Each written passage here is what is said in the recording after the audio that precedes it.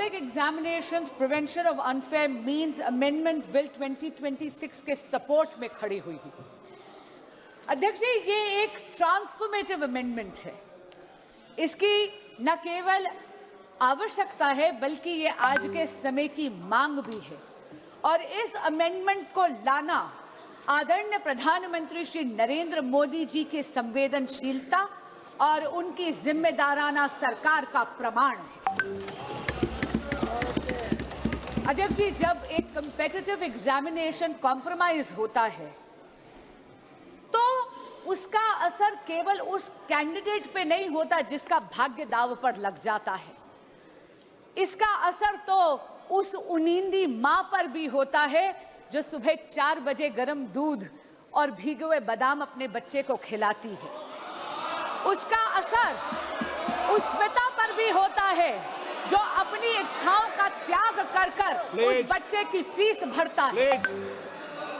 स्वयं प्रधानमंत्री श्री नरेंद्र मोदी जी ने कहा है कि पेपर लीक एक घोर अपराध है और इसीलिए मैं यहां कहना चाहूंगी और इस सदन को आश्वासन देना चाहूंगी कि आदरणीय प्रधानमंत्री श्री नरेंद्र मोदी जी के लिए पेपर लीक को घोर पाप कहना केवल एक बयान नहीं है, ये उनकी सरकार की नीयत है। इसीलिए ये अमेंडमेंट आज यहां पर लाया गया। Speaker sir, a law is a living instrument. It needs to evolve with the challenges that it faces. And in a democracy as complex as ours, in a democracy as large as ours, an examination is definitely the truest, most meritocratic ritual. Because this is one ritual where under the same clock, the son of a laborer and the daughter of a CEO sit down, answer the same set of questions and get judged by the same yardstick. When such a ritual, such an examination is compromised, what gets diluted is a very holy covenant. A covenant that binds the most striving children of India. A quiet promise that in India, effort and merit alone shall prevail. अध्यक्ष जी, आज परीक्षा mafia संगठित हो गया है, cross state criminal network बन गया है और ये बिल, ये जो संशोधन आज लाया गया है, ये ज्यूरिसडिक्शन की उलझन को सुलझाता है, उसको समाप्त ही कर देता है।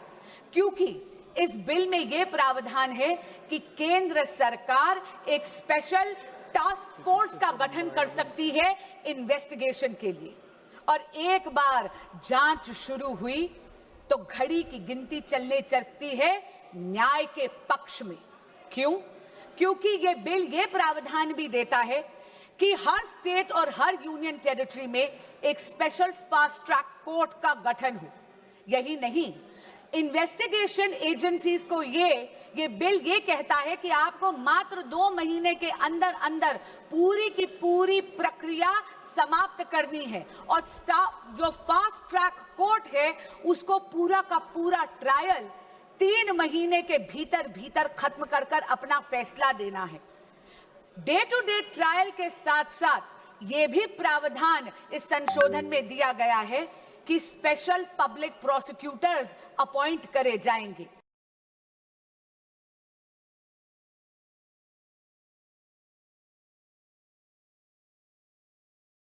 किसी भी प्रकार की अननेसेसरी एडजर्नमेंट कोर्ट नहीं देगा। अगर किसी भी प्रकार की एडजर्नमेंट कोई भी पक्ष अगर लेगा तो उसके रीजंस जज राइटिंग में नोट कर कर देगा। और अगर किसी मुजरिम को ये लगता है कि अरे अपील कर कर वहां पर अपील का टाइम लंबा खींच लूंगा, तो अध्यक्ष जी मैं ये कहना चाहूंगी कि उसका भी ये उम्मीद पूरी तरह समाप्त करता ही ये संशोधन।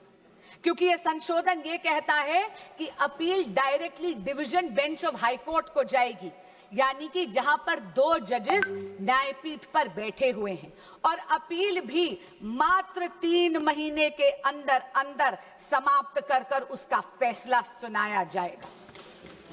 अध्यक्ष जी, मैं स्वयं एक वकील हूं। हमें हमेशा एक लीगल मैक्सिम सिखाया गया, justice delayed is justice denied.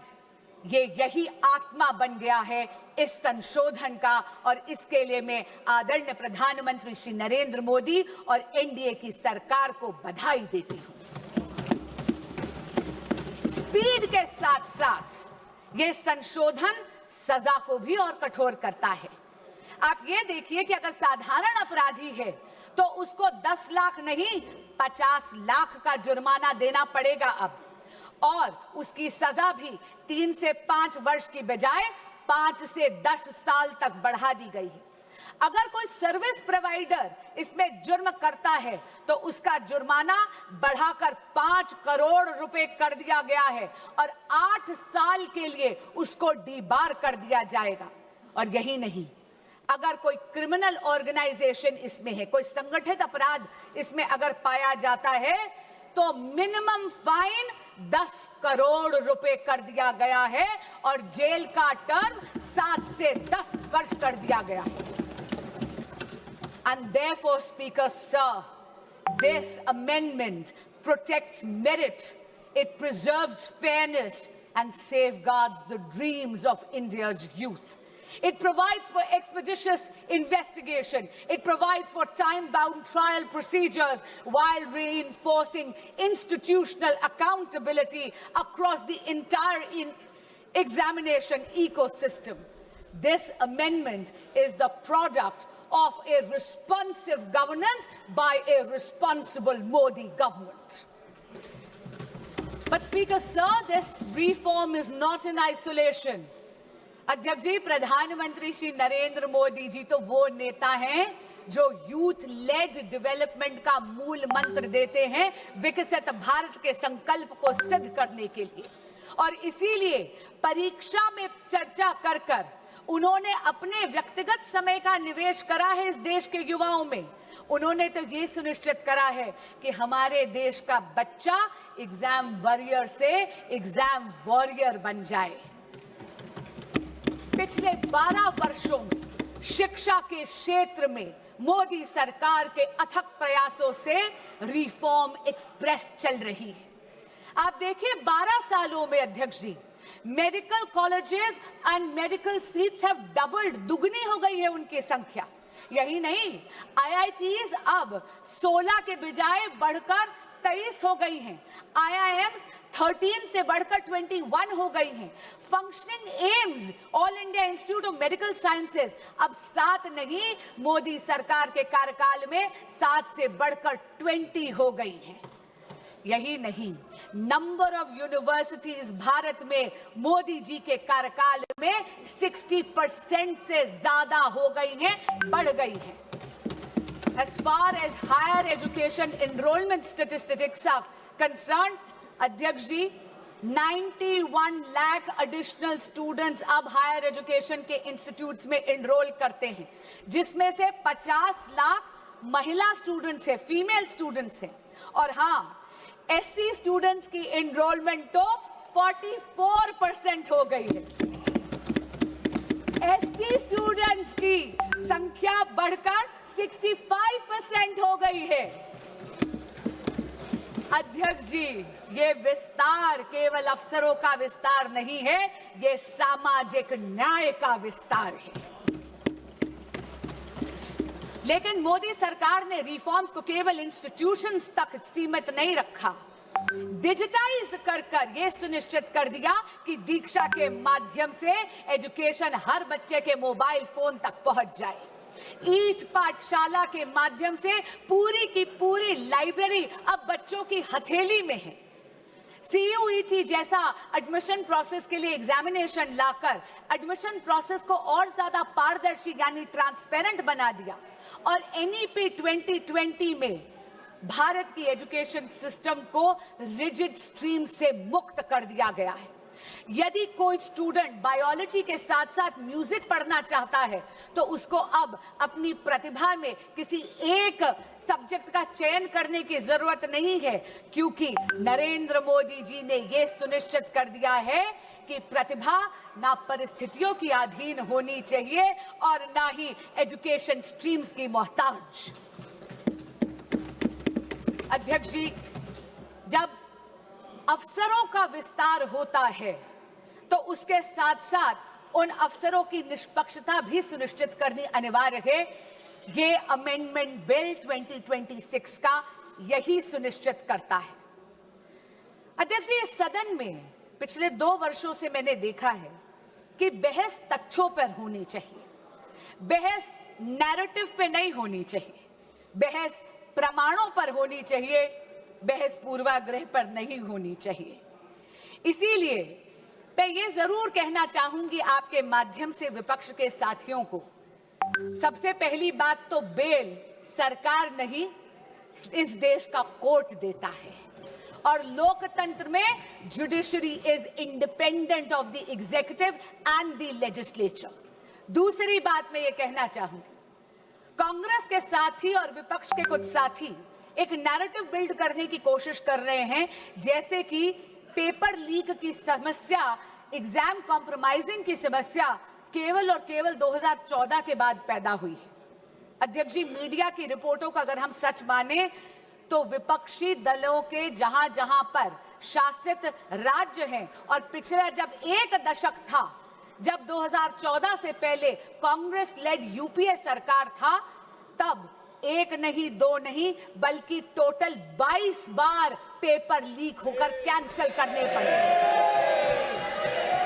उनमें से कांग्रेस लेड यूपीए सरकार के अधिकार क्षेत्र में आने वाले 6 ऐसे एग्जामिनेशंस हैं जो सीधा केंद्र सरकार के नीचे आते थे।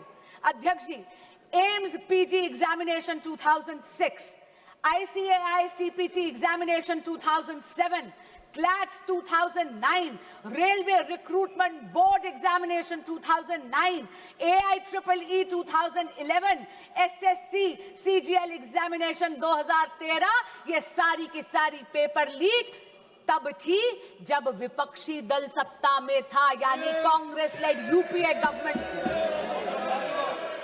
अब मैं राज्यों के कुछ आंकड़े आपको देना चाहूंगी।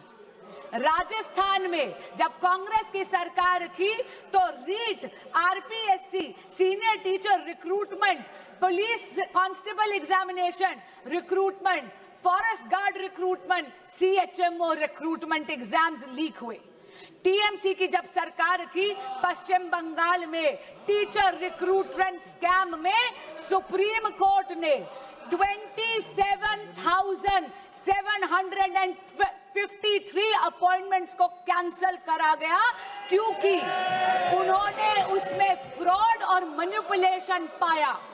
यही नहीं, जब बीआरएस की सरकार थी तेलंगाना में तो टीएसपीएससी पेपर का लीक हुआ। उत्तर प्रदेश में जब सपा की सरकार थी तो police constable recruitment paper leak हुआ।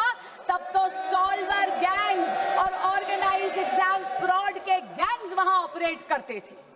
और हाल ही में पंजाब में, ये तो इसी साल की बात कर रही हूं, फार्मेसी ऑफिसर रिक्रूटमेंट एग्जामिनेशन में तो हाई टेक यानी ब्लूटूथ का इस्तेमाल कर उस पेपर को कॉम्प्रोमाइज करना गया। पर मैं पूछना चाहती हूं, इससे पहले कि विपक्ष मुझ पर यह इल्जाम लगाए that I am talking about whataboutery, this is not about whataboutery, but I am calling out the opposition on its selective outrage.